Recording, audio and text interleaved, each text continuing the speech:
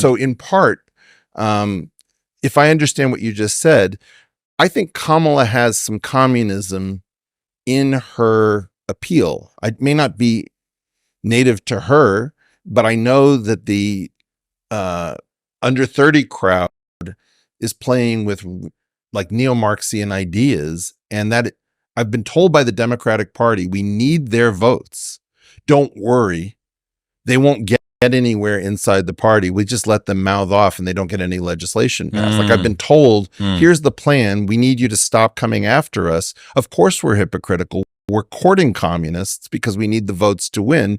But I guarantee you they won't be able to do any damage if we are elected. So now you say something about Kamala and somebody says, I can see the communism. Equity is communism. It's equality of outcome. That the support for October 7th is revolutionary. It's not, you're not talking about liberalism or progressivism.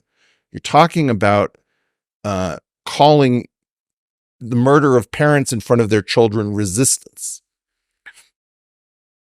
These sorts of things are confusing us because we have these very strange amalgams. I can tell you that part of Kamala is the appeal to the Hamptons crowd that she will continue the carried interest exemption in the tax code. That doesn't feel very communistic.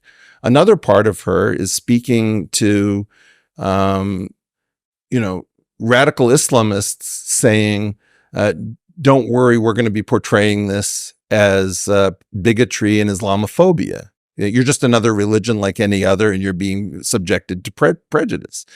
So how do you deal with an amalgam where you can't go long and short? I can tell you that there are parts of Donald Trump that I very much appreciate, and there are parts of Donald Trump that make it impossible for me to imagine voting for him. When he was at a rally and there was a protester being led out, and he said, back in the day, we all have our bad Trump.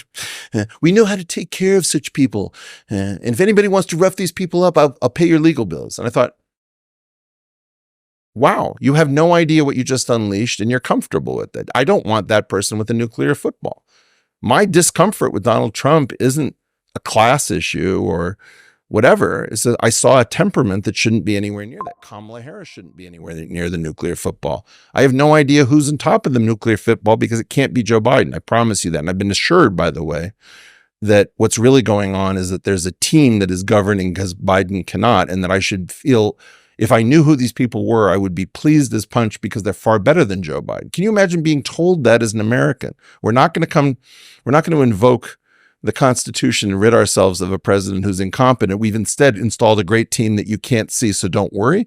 So in all of these situations, Chris, I think what's happening is we don't have the ability to slice and dice. The average person, I don't know if you've seen this poll that I'm running right at the moment, it's still live. I decided to try to make